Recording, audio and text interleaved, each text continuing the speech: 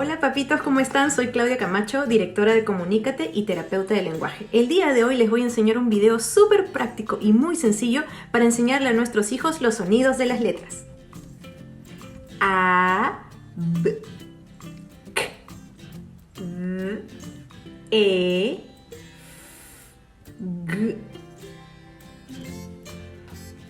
I, K, L, Y, M, N, N, O, P, Q, R, S, T, U, B, W, X, Y, S.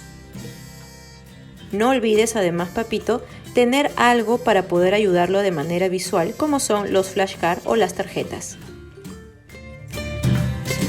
Así que ya sabes, aprende, diviértete y comunícate.